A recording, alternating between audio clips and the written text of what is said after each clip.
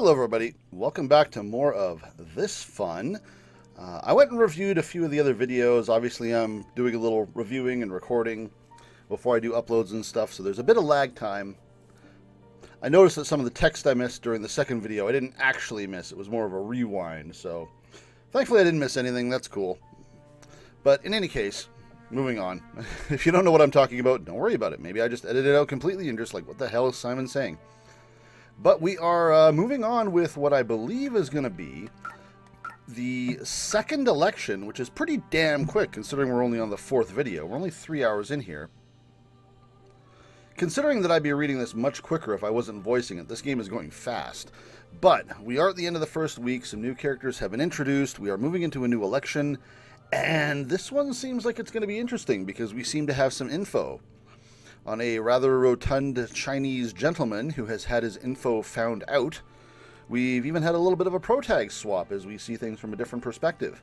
So now that the rules have been known, some people are like, well, we better get on this stuff because we're gonna die if we don't win. So let's just see what happens next. We're going to roll right on into it. I don't think I have anything else to comment on. We are back with our main character, Rinka. We have had our fun with our Italian gentleman and our shark lady. Phew. Oh, I was actually going to comment. We had literally no choices, I don't think, last game. So, we're going to start off with a choice. There's been no progress at all these past few days in regard to the divine selection. Well, of course, because you've been going to school instead of doing research and stuff. As for things with Naomi, or as for things with Miharu, I feel like Miharu is the more pressing of the concerns. Naomi's like, we're fine with Naomi. So let's go with this selection for this run through. Nothing's really changed between me and Miharu ever since this whole thing started. Oh, I feel like a fair bit's changed since this whole thing started, frankly. Yeah, exactly. I'm going to call you out on that, Rinka. There's actually been a significant change. I'm referring to the fact that we're both just acting as though nothing's changed. Exactly. Get this hair out of my mouth. As for Naomi, I've been seeing her more and more recently. That's mainly due to my teaching her how to brew coffee for the Culture Festival. She spilled boiling water and folded the filter wrong a good number of times, but unfortunately none of our cups have broken. Yet. That's likely due to the fact that she's aware how much my Gran treasures them, so she's taking extra care despite her inherent clumsiness. Rinka, my dear, we have better things to worry about than teaching Naomi how to make coffee for a festival. Pressing concerns abound. Might as well go to bed. So I think we're going into an election. Elections don't happen every time we go to bed. It looks like they happen literally once every single week. So I think we're due. Dream World at midnight last time. You mean last time like 7 last times ago? Because it's been a week. It's 11 p.m. I shut my eyes. Is it time for court? It is. So, this is probably going to be much more eventful than the last time we were here. And maybe we'll meet some new characters. I guess it doesn't matter whether I'm awake or asleep. Yeah, you just get zapped here. I find myself in the court of fate once again. How busy has everyone been? We still only know like less than half the people that are involved in this right now. It's as impressive as ever. And as I figured, it doesn't matter whether or not I'm asleep when the time comes. You're just here. To my left is Miharu. So she's in the number 2 position. I was in the impression she was in number 12. But no, he's number 12. Bill or Scorpion or whatever the hell his name was on the game intro. I take brief glances at both their faces, opting to not engage with either of them. Part of me is afraid of that man. He doesn't seem fazed by the fact that he eliminated someone last time. Not only did he eliminate someone, he apparently eliminated someone he knew well, because he was just like, oh yeah, I know your info, get out of here. Kind of a dick. I can't imagine I'd remain that stoic, knowing I'd just stolen someone's future from them. Technically, you're all dead already, so, it's different. None of the other participants speak to each other. Instead, we allow an oppressive silence to rule the court. Good evening, my lovely little slaves to fate. The one to break that silence is none other than the girl we've all grown familiar with, Parka. Still would make a pretty good VTuber model. She stands in the middle of the court, her posture as elegant as ever. I'm fairly sure she wasn't here when I arrived, and yet she's here now. I assume this is what it'd feel like if you saw someone teleport in front of you. She actually might be teleporting, though, assuming that whole thing about being a goddess is true. I see your spirits are still rather high, much to my disappointment. That's an odd comment. I see your spirits are still rather high, much to my disappointment. Has the results of your deaths yet to hit you? I mean, we just said we were having a somber silence. Just hearing her speak helps convince me that she's not lying about being a goddess. You can tell she's looking down on us based on her ruthlessness, which somehow seems fitting for a goddess. I've definitely reevaluated my thoughts over her over this past week. Like, why isn't she wearing a parka? We get a nice little CG. Not the same CG we got last time. Very well, then allow us to begin tonight's election. Now, this should be interesting. So it starts with me? Because I'm number 1? She softly announces the beginning of the end. Revolve, O Clock of Fate. Are we going to have actual gameplay? Is there going to be an actual gameplay loop to this game? Or is it just going to be rails? In response to her command, the hands on the clock begin to move. The long minute hand points at me. Joy. I didn't notice during the first round thanks to my circumstance, but this is basically the method of confirming whether or not a participant wants to eliminate someone. Elect someone. I'll pass. Miharu opts not to elect anyone as well. This will get interesting. Well, next is number 3. Next is our boy Federico, or whatever his name is. Yeah, him. The man appointed as numeral 3 does this. Oh, because he doesn't know the info that Odette has. He's tall and wears a suit. I assume he's European based on his facial features. He's Italian, but you wouldn't know it by the accent Psy'Min gives him. That reminds me, how is it determined what we'll be wearing while we're here? I sincerely doubt he'd be sleeping in a suit, so did he get brought here while awake? Not like what you'd be wearing at the time reflects what you'd be wearing here, either. Yeah, someone's just going to show up here naked. The fact that I'm wearing my school uniform despite going to bed in my pajamas proves that. As for Miharu, she's also in her uniform. This outfit doesn't stand out too much, so I doubt anyone can identify it without taking a picture first, but that doesn't change the fact that info on me is out in the open. True.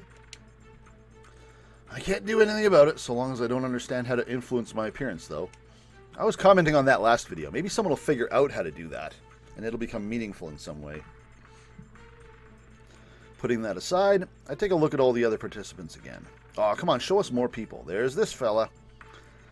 Yeah, he would be visibly distressed. Out of everyone here, number 7 is the only one who's visibly distressed. Maybe Parker was just acting cynical before.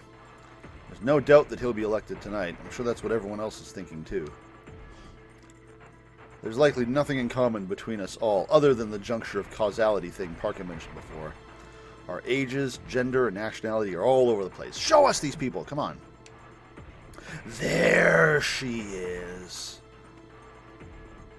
Number 4 and 10 are younger than me even. Both are girls and foreigners from what I can tell. Well, girl number 4, you look very familiar and I should be able to generate your card instantly. The girl on the right, though. Huh. Wonder what happened to her. Why did kids as young as them have to die? Yeah, no kidding. The fact that I can only come to know the reason through eliminating them is kind of nauseating. Yeah, that's a good point. Ah, here we go. She's number 11, not number 9. She's not the one we have a card on, right? We have a card on 9. Yeah. Gold medal. We don't know number 9 yet. We have not seen 9. But, yeah, there's Odette. Before I know it, the clock hands make their way around to number 11. So almost the end. This is the last chance before Scorpion Boy, Bill. It's a tall woman built almost like a sports athlete. Akane? Not only are her legs nice and long, but her chest is sizable as well. Priorities. You can tell there's no way in the world that she's Japanese based on her looks. I'm normally jealous of tall people because of my height, but even I know it's impossible for me to ever look like that. A clock hand stops in front of her. Well, Ah, she's going to enjoy this. I feel like our eyes meet all of a sudden. Probably because I've been staring at her for so long. Eek. Yeah, she'll literally eat you. I avert my eyes immediately. I mean, to be fair, she'll eat anything, as we learned last video. I don't know why, but my instincts are telling me to fear her. Your instincts are correct, madame. She's not normal. Yeah, ask number 3 about that. Not just because of her build. There's something fundamentally different between her and regular people like me. It's a different kind of fear than the one I felt in relation to numeral 12, too. Part of me gets worried that I'm about to be elected, but as I expect, she goes straight for number 7. So long, fat boy. The small hour hand spins to point toward him. Ah, so the small hand points to the one being elected. Cute. The platforms both of them are standing on begin to emit an odd light. After that, the minute hand shifts to number 12, who simply shakes his head. Looks like he's not electing anyone tonight.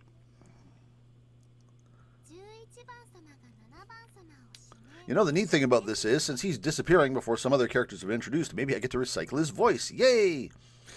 Numeral 11 elects numeral 12, or 7. Very well. Parka smiles once the longer hand finishes making its way around. That's not the face one should normally make when they know someone is about to be eliminated. Both of their platforms start to move and gradually rise above us. I do wonder what happens up there. Is there going to be a gameplay loop, or is it just... I don't know. I'm curious. The same thing happened last time, too. Only one of them will return. I take my eyes off the rising platforms after muttering that.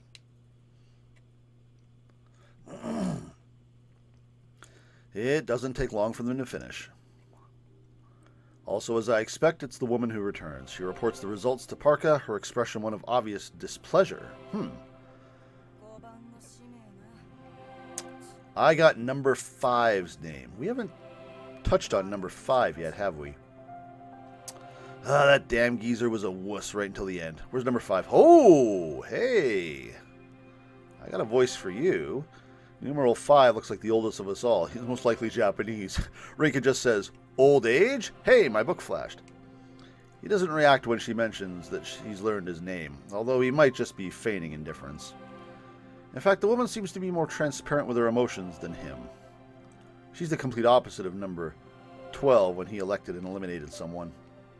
While he displayed no emotion at all, she's openly annoyed. But deep down, she seems to be enjoying this. She reminds me of a kid who gets angry when they lose a game, but secretly enjoyed the experience. Tonight's session resulted in 1 elimination. I bid you all farewell for now.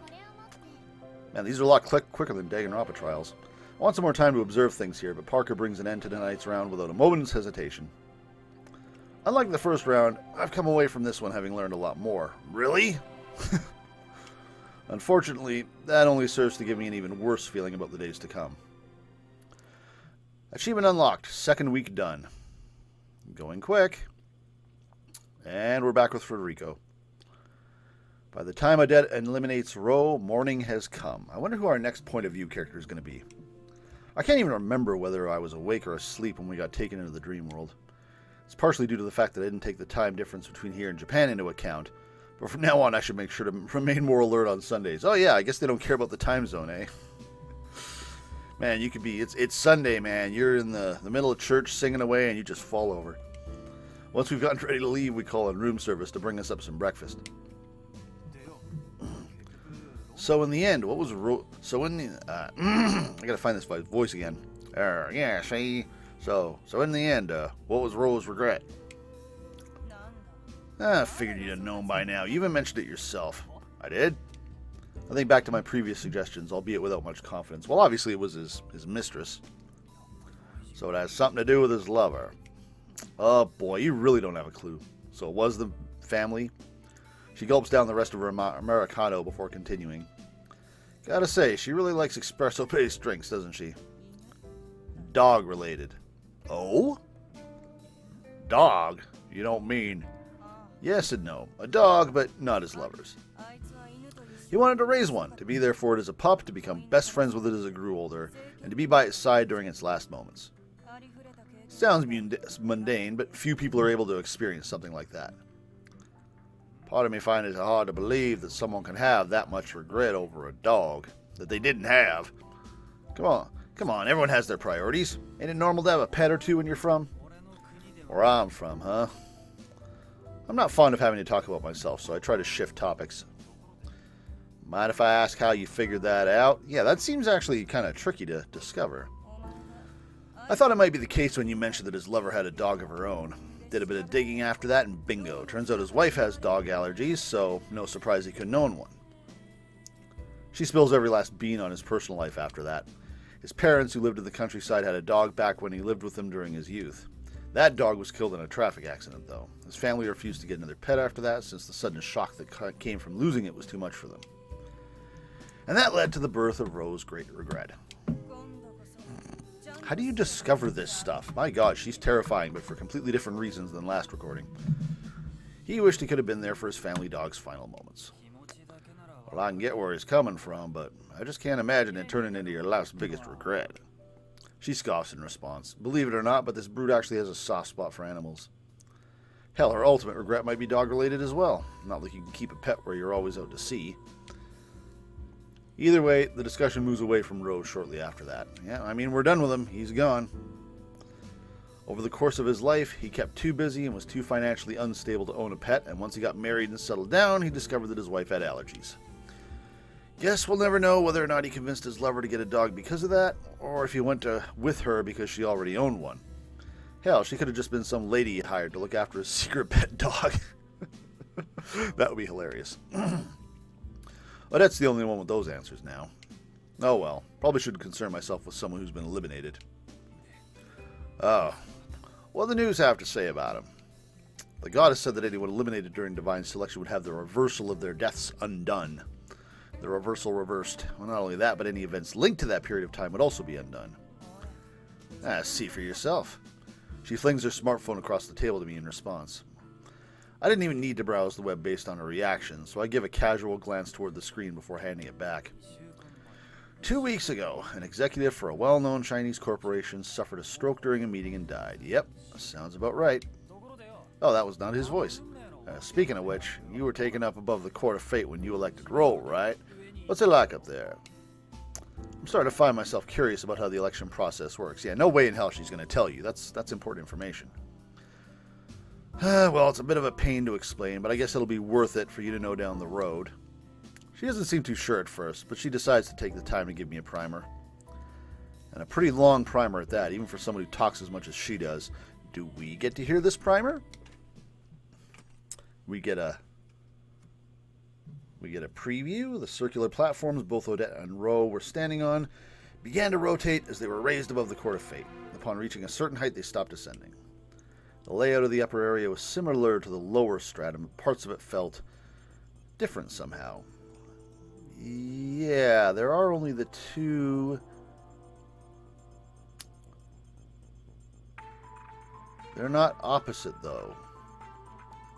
Because she's 11 and he was 7, right? They wouldn't be opposite each other, but they're opposite here. Oh well, whatever. The goddess, displaying her usual wry smile, had made her own ascent before either participant could blink. Do proceed. Alright, how does this play out? After ascending, all the cards in Odette's possession sprung out from her book at once. A strange light surrounded them, masking both their number and contents from everyone's view except Odette's. So, do I just say what info I have on him out loud? Oh yeah. You wretched... What was it? You wretched wench! I'm not going to have to worry about his voice much longer, so I'm not going to sweat it. Do as you please with the cards in your possession. Odette's eyes scanned across the cards in front of her. She currently had 9 cards, including her own. Damn!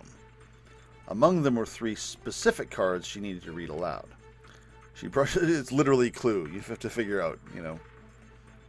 Ro in the kitchen with the candlestick. She brushes her fingers against them before speaking. Oh yeah, I'm going to enjoy this. Ro Chanho. Please don't. I'm begging you. Cause of death? A stroke. You realize that I have a family, don't you? How do you plan to account for them after killing me? Cease this nonsense now, and I can recompense you handsomely. Money, stocks, or even land. You name it, I can provide it. Christ, you're pathetic. Please, I'll give you as much as you want. These are really empty promises, considering this is a you or me situation. You'll never have to work another day in your life. His regret was his dog. It's over. It's all over. Sorry, but you can't put a price on my life. And more importantly, when it comes to competitions, I'm always in it to win it. Once Odette finished, 3 of her cards floated away from her. Not like we're going to need them anymore. After reaching the middle of the Court of Fate, they came together and formed a triangle shape. I guess there wasn't much of a game in this situation. There's a whole bunch of rules for guarding yourself or ties or whatever. They just don't come into play for this situation, sadly. This is just clue. We found your 3 cards. I win. Nice knowing you, geezer. Who knows whether or not he could hear her last words to him. He simply hung his head in despair, realizing that his fate had been sealed. One by one, Odette's cards began to emit a white light. May fortune smile on the departed. Said light got brighter and brighter until it eventually blanketed the entire area. And then it happened. He exploded. In the brief moment that Odette's vision was blinded by the light enveloping the area, her consciousness was overtaken by an unfamiliar scene. Oh, we get to see him die?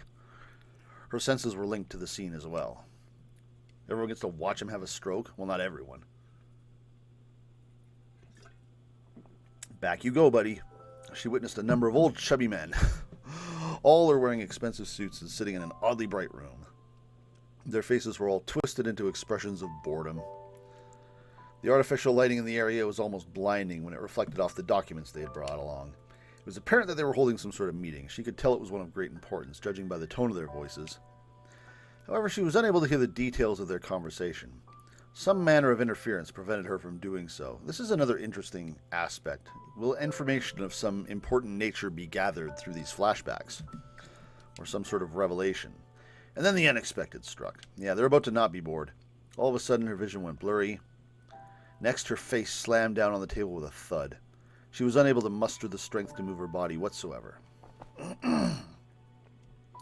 She collapsed down onto the floor. The unclear voices were now clearly being directed toward her. Eventually, her consciousness faded as she lost all bodily sensation. A stream of memories followed. All manner of people were talking to her, but it was impossible to make out a single word they were saying. Regardless, the sense of disconnect she felt at that moment made it clear what was going on. Bye, old man. These were Ro's memories. Memories of the moment he died, engraved upon his very soul. As he drew his last breath, Ro's thoughts were of his dog that died when he was young. The regret. Don't die with regrets, guys. Or else you might end up in a death game like this. By the time the flashback ended, Ro had disappeared from Odette's sight. The cards she used to elect him did the same, and the room returned to its usual gloomy atmosphere. I wouldn't classify this as gloomy, but alright. One thing she noticed was that the beam of light that shone from above had grown thicker, although she wasn't really sure whether or not it was just her imagination. I wonder if there's some more devious purpose behind what's happening here, and if we're going to have to interfere with it in some way. So the electors are forced to experience the... Oh, that's Odette. So the electors are forced to experience the death of the elected, huh? You sure are messed up in the head, aren't you? Yeah, totally fearless about telling off a goddess. Parka opted to respond with nothing beyond her wry smile. In her hand were 3 cards. Odette realized that these were the cards that were in Ro's possession. So yeah, she gets to pick one.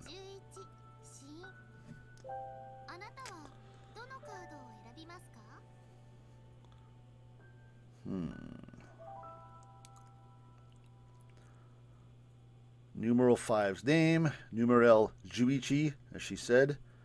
Name. Wait a minute. That's us. I mean, Odette. Juichi, that's 11. That's Odette. Which would you like? Would you like number 5's name? Would you like your own name? Or would you like your own cause of death? Gee, what a selection. The platform on which Odette stood began to move slowly after Parka asked her question. Do take your time to think about it while we descend. Yes, think about it long and hard. You're just so spoiled for choice. Yeah, exactly. Ain't much of a choice, is it? While she had imagined this outcome, the fact that she was so on the money left her visibly annoyed. Following that, both her and Parker returned to the lower level of the Court of Fate. Easy peasy.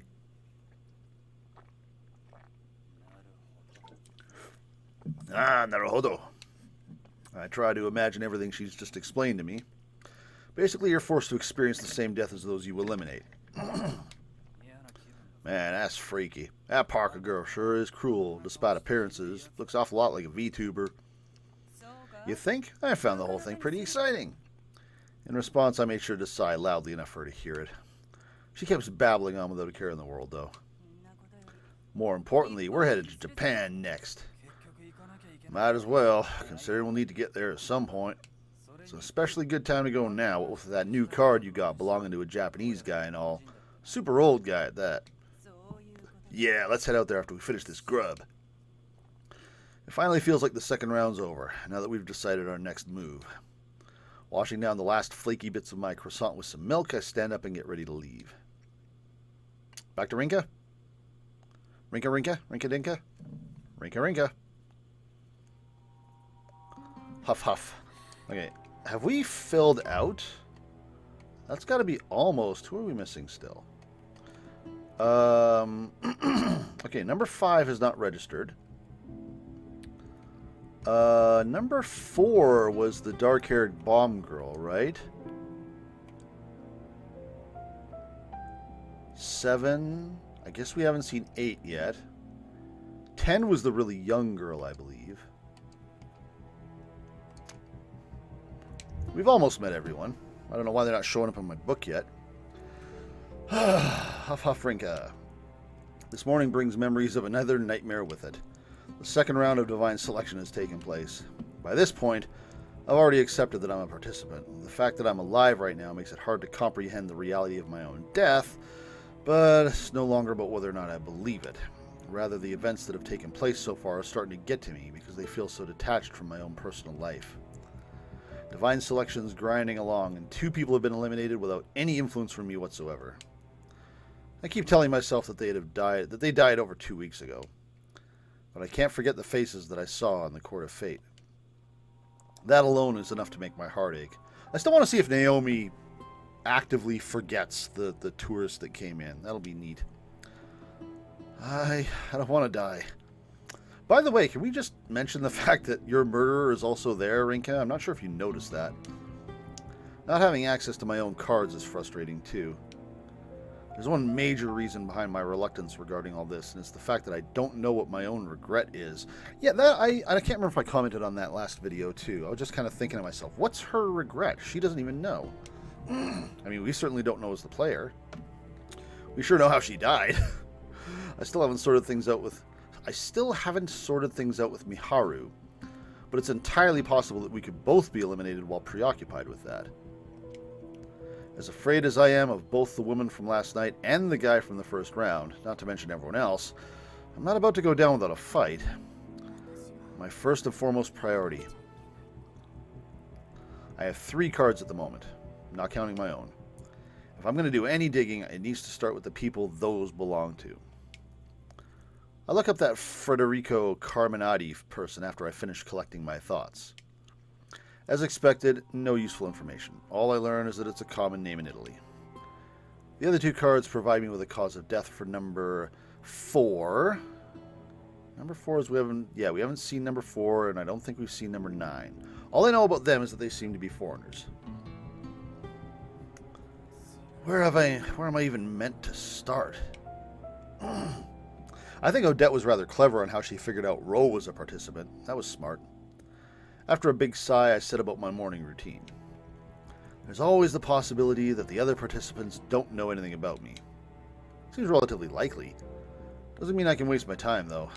My own name card was among those distributed at the beginning, which means it's only a matter of time until someone puts 2 and 2 together. One thing that has me curious is number 4's cause of death. Much like me, their card says they died in a fire. Oh, wait a minute. No. 4 was the bomb girl, wasn't it? Oh, that would explain why she has the same cause of death. That's right. I'm just going through the... Yeah, she is number 4. Oh. Nope, they died in a fire. They did not just die in a fire. They died in the same fire. From what I recall, number 4 is a boy from abroad? Of course, there's no guarantee that he got caught up in the very same situation as me.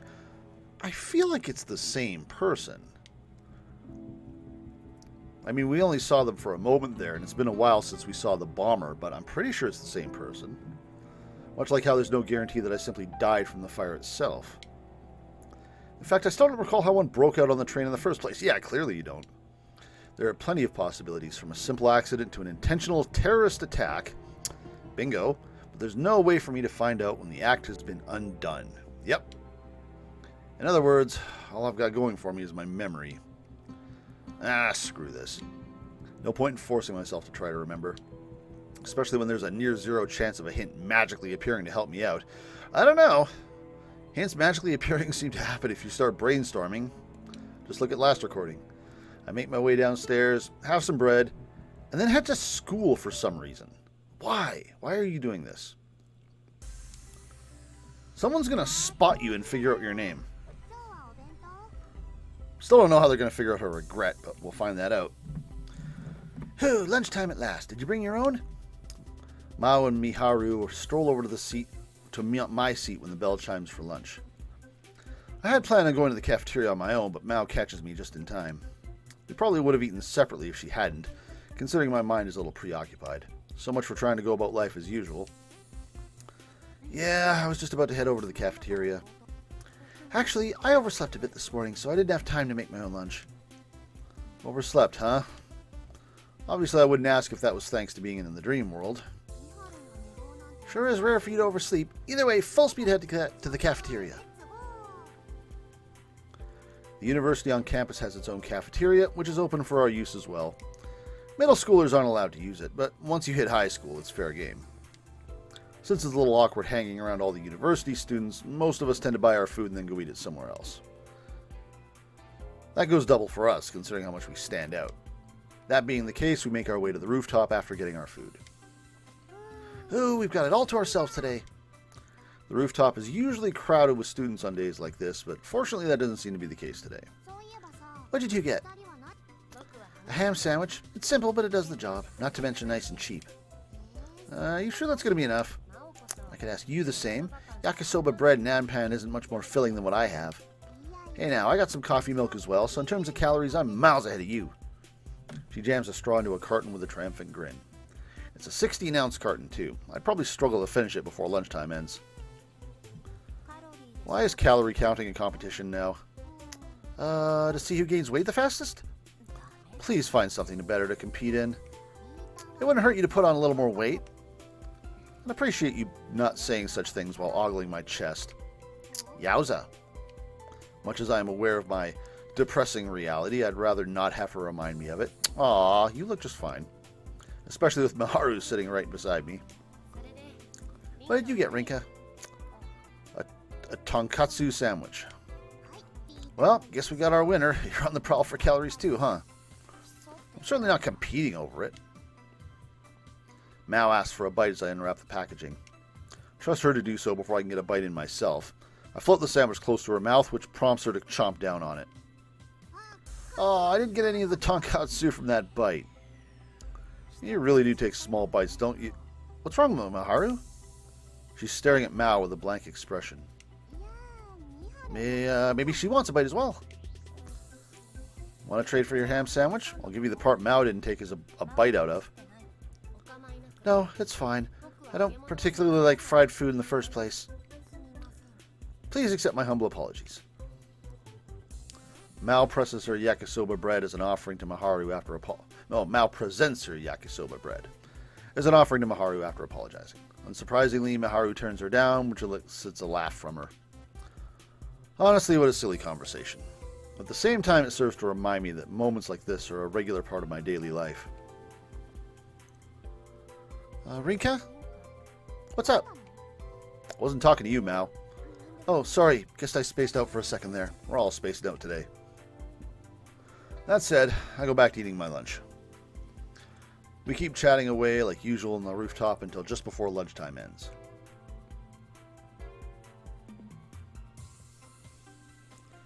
After the final period of the day, I hear someone call out to me as I'm tidying up my desk. I knew it. Senpai? Rinka? Oh, hey, Naomi. Turns out to be Naomi. Yes, thank you, game. The culture festival isn't far off at this point, so it's about time she starts teaching her classmates how to brew coffee themselves. That's why we made a deal to have her come over to Lion's house as much as possible this week. She normally waits for me at the gate, so it's kind of surprising to see her come straight to my classroom. Now that I think about it, will everything I'm teaching Naomi right now be undone if I get eliminated? Yep. No coffee for you, based on what Park has said. It's all but guaranteed. If that's true, then why am I even bothering? Is something wrong?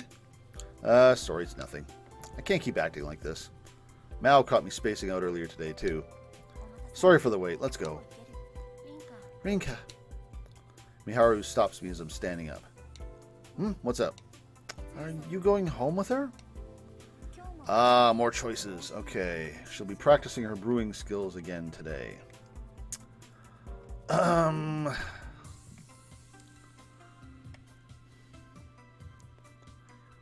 I mean, I don't really feel a whole lot of consequence from either of these right now. We're still low stakes choices.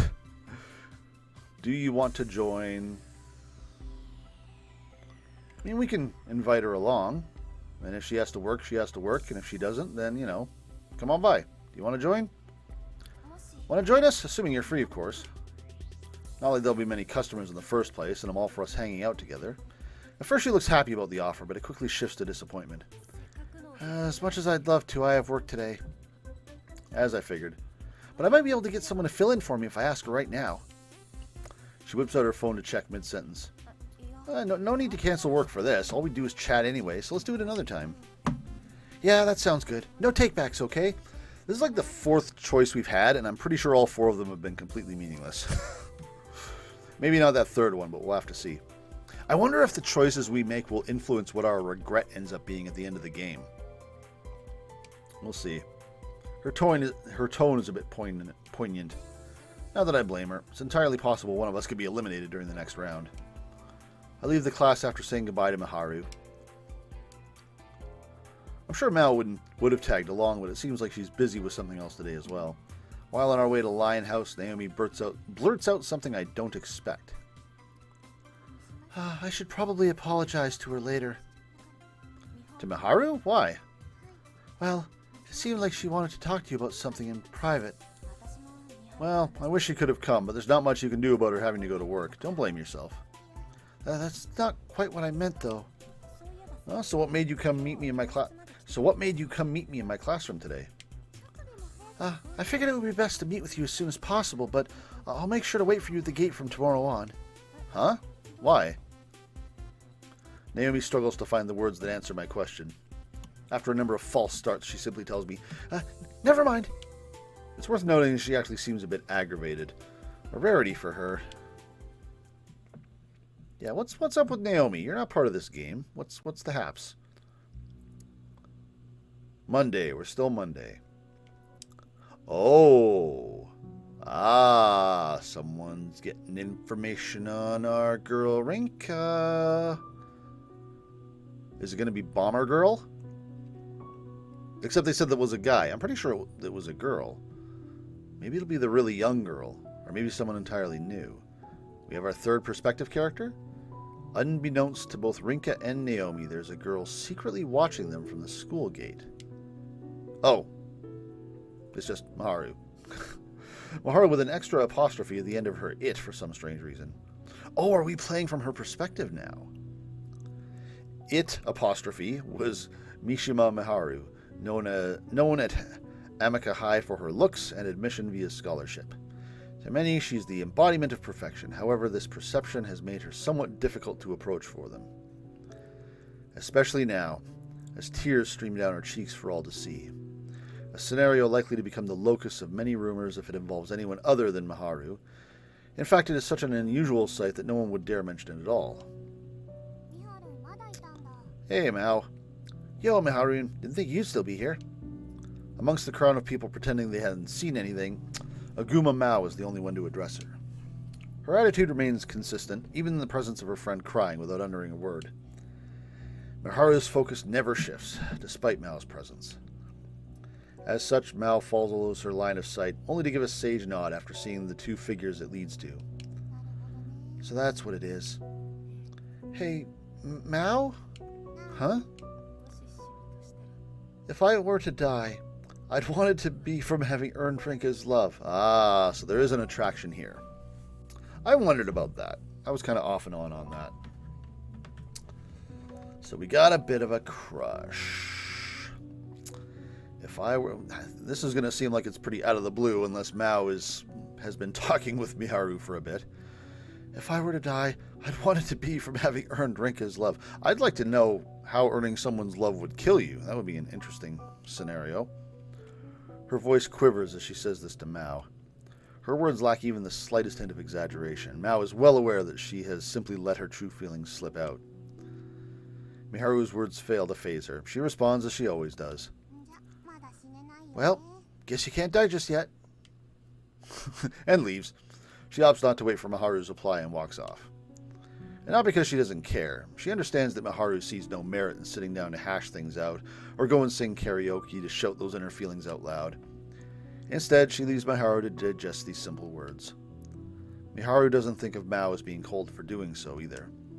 In fact, she feels absolutely nothing at all about her. The only thing in her heart is Rinka, who gradually sinks into the horizon. So she was gonna confess her love at the Golden Week Festival Day thing. Still Monday. Hello. You realize no one else works here, right? Naomi drops her things off at the counter before donning the apron she brought from home. Is she wearing her little bright green thing again? I fill in the regulars about the cultural festival and tell them not to worry about Naomi's presence. In exchange for my teaching her, she's offered to help her out with dishwashing and other simple tasks for around an hour or so. I've told her not to bother, but she insists on it. It's gotten to the point where it'd feel rude to keep turning her down, so we've decided on a time for her to help me out. Here's how things typically go when Naomi's around. We open up at 4 p.m. on weekends. Is this going to be relevant information later, or are we just padding the text? We open at 4 p.m. on weekdays, and the hour or so after that, it's either completely dead, or we have very few customers inside. That's when we either brew some coffee together, or she reads up on different types of coffee beans. The latter is more out of personal interest than anything else, since it won't come in handy for the cultural festival. Around 6 p.m., the regulars who are just finishing up work start dropping by, so that's when I have her help out for an hour. Afterwards, she kills some time either studying or reading books. Sometimes we chat when I've got the time too. That's how things went last week anyway. There's my apron. Right, let's get started. You're wearing the exact same thing. Oh, can I show you something first? She takes something out of her bag after I nod. Oh. I was trying to think to myself, what could this be? But never mind, it's cookies. It's a transparent plastic bag. Inside are a number of cookies made in the shape of stars and hearts. Oh, these are cute. That's not my voice. They're my way of saying thanks. I made them at home yesterday. I untie the red ribbon after she hands me the bag. A sweet smell wafts through the air as soon as I do. Would you like to have some together after we brew coffee? Assuming you're fine with sweet things, of course. I'd love to, thanks. I tie the bag back up to prevent the cookies from getting splashed with water while we're brewing. Hey, I even made sure to use your favorite color for the ribbon. Huh? How'd you know that? Wow, you actually thought I wouldn't have known? Leaving the cookies somewhere visible, I start the brewing process. What's going to happen to those cookies? Yep, you've got this down pretty well now. You should be able to teach the others no problem. No way. I'd much rather practice some more. This may be a method for beginners, but we know how clumsy I can be. Yeah, she hasn't fallen over anything in like at least 5 minutes. I'm impressed. She can act as humble as she wants, but it's a fact that she's improving. I'm rather impressed by how well she manages it when she's properly focused. I wouldn't be surprised if she shot right ahead of me, if it were my grand teaching her. This feels like a good time for a break. I've been looking forward to those cookies of yours. Back to this, CG. We have no customers right now, so it's the perfect moment to take a break. Can't say for sure if that's a good or a bad thing, though. I place the cookies onto a plate and carry them over to our usual seats along with some coffee. After appreciating how great they look, I finally take a bite. She's nervous I won't like him. Someone hits Naomi's panic button as she awaits my reaction. Someone? Did someone come in? Oh, I see. It's just an analogy. These are great. I'm not good at making dramatic reactions, so this is the best I can do. Naomi's eyes shimmer with an excitement that matches her beaming smile. What beaming smile? Okay, that's better. What a relief. I have a sip of my coffee before taking another bite, to wash down the horrible cookies. Actually, is something the matter? These pair with coffee quite well, don't they? I'm struggling to find a reason why, though. Yes, I made them with extra butter so they would complement the bitter coffee you make. She lets out another sigh of relief, brushing her hand down her chest. I'm so glad you like them. There's no way I wouldn't when you went and made them for me. There are a few too many for me to eat alone, so we end up eating them together. Baking sweets is apparently one of her favorite pastimes. She can bake a whole bunch of things, but cookies seem to be her specialty. It reminds me that my gran used to bake cookies as well. Granted, the taste was completely different from these. These are simple and mellow, much like Naomi. But at the same time, they don't feel as if they were made by someone not used to baking. An idea hits me once we're about halfway through the plate. Cookies and coffee for your pavilion thingamajigger? Oh, that's also a good idea. That's a payback. Would you mind teaching me how to bake these? Our customers would probably be thrilled to see more sweets on the menu. Learning directly from Naomi rather than trying to do so on my own is a much more realistic approach, too. And most importantly, I want our regulars to taste just how good these are. However, I can't help but remember Divine's selection when Naomi stares at me in utter amazement. Even if she does teach me, it'll all be for nothing if I get eliminated. Well, on the bright side, if you get eliminated, you're not going to have to worry about it. I'm sorry. Forget I asked. There's no way I can tell her about the possibility of me dying, but I am awfully close to doing so. I mean, why not just do it? If it gets eliminated when you get eliminated, then who cares? You're dead. So what? There's definitely a part of me that figures I could lift some of the weight off my shoulders if I told someone about all this. Yeah, but if you start discussing things, I got money says someone's eavesdropping on this stuff. Somehow, someway. Why? Her overjoyed expression quickly clouds over. She draws her face closer to mine. I must look like I'm mulling something over, so I rush to find a way to respond. I can't keep taking up your time like this. Things can't continue this way forever. That's not what you're really thinking, is it? Huh? Besides, I'm the one who asked you to teach me first. That and, well, She struggles a bit before continuing. Sorry, I'm just not quite sure how to... Are you going to confess too? How many confessions are we going to get this game? Don't worry about it. I want us to keep spending time together. Here we go. Her eyes immediately shoot to the floor, almost as if she let the words fall out by accident. Sorry, something about me has been strange lately. You might just be tired after I made you do stuff you're not used to. Want to head home for today?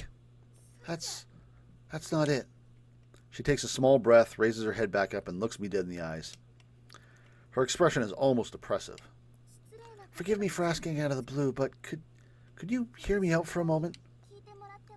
Sure. Here comes some music.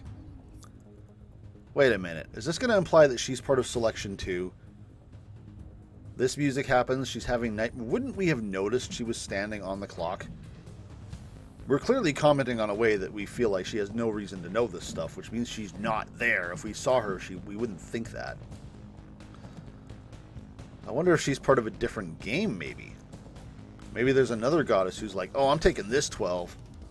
These guys will entertain me. You can have those guys. I've been having an awful nightmare a lot lately.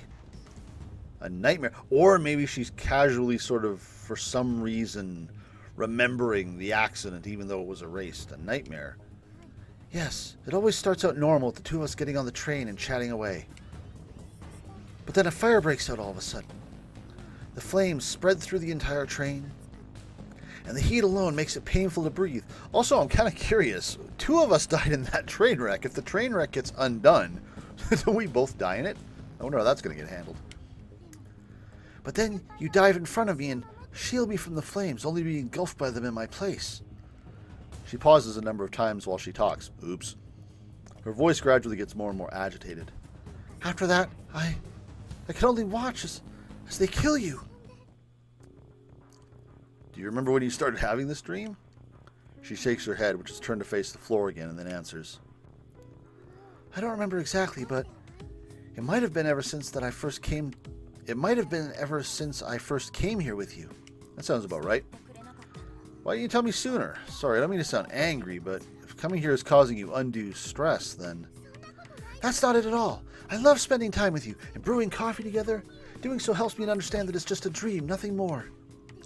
It's just that I hate seeing you die in front of my eyes, even in a dream. I'd never, ever want to see that. Never. Her voice falters on that final word. I can see the tears welling up in her eyes. I keep having the same dream, over and over.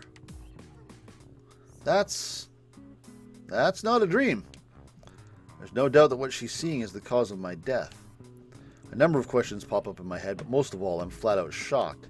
I never would have guessed that she'd be having a dream like that based on her attitude, especially when my own memory of the event is fuzzy at best.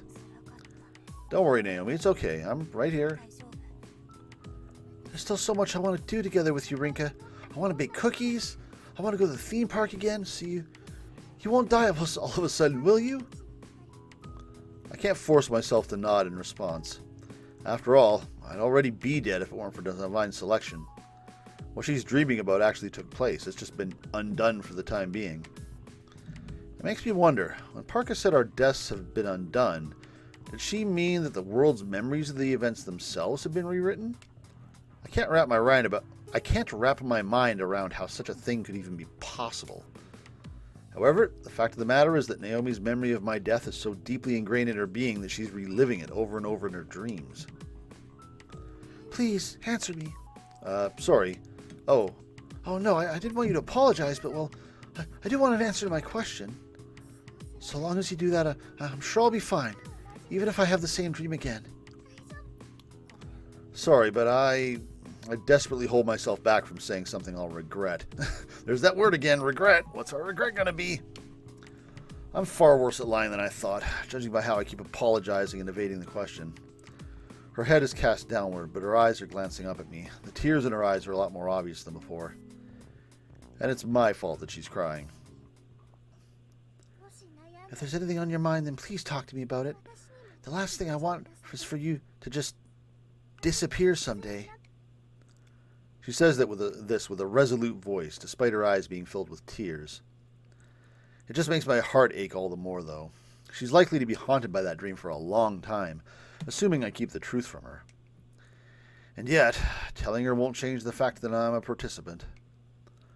What's worse, I may even get her caught up in something dangerous if she decides she wants to try to help me out. I can't say for sure how dangerous this whole situation is, but at the very least I want to make sure she never comes in contact with those people from the dream world. Most of all, I'd have to reveal the fact that Miharu is also a participant, and that only one of us will make it through the whole thing alive. Keeping her in the dark would mean I don't burden her with my situation.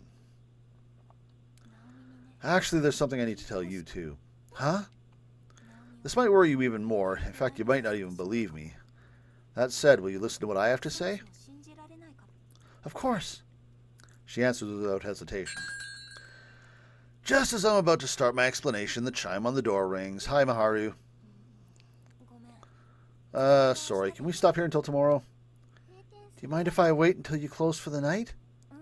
I'd hate to keep you here that long. Besides, I think it's better if we take a breather. Don't worry, I promise to tell you after school tomorrow. Okay, so what's going to happen after school tomorrow? Okay. She nods enthusiastically and then helps put the tableware away. Okay, so it wasn't Miharu. She leaves as I get back to work. Meanwhile, I try to focus on my work as much as possible to distract myself from my own uneasiness.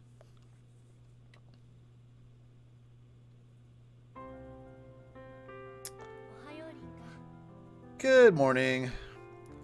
Ohayo gozaimasu. And I think, the last recording went a little bit long. So this time I think I'll go ahead and wrap it up. We're almost at the hour mark. And that seems like a good break point. So we will continue this next time. And, yeah. How are things going to go here? Are we going to get more other character perspective sessions here or learn other new things. We have eliminated a second person, and things are continuing apace. It's only a matter of time before we get targeted, and we've learned almost everyone else who's participating in this game. So let me double check. Have any of those people ever shown up? We still don't see their faces. There's at least 3, 4... At least 3 people whose faces should be in here aren't. So 2 people we haven't seen yet. I'm pretty sure it's 8 and 9 that we don't know. We've seen the other ones. So, anyway, we'll go ahead and wrap things up. Look forward to the next video and just seeing what's going to happen next time. Take care.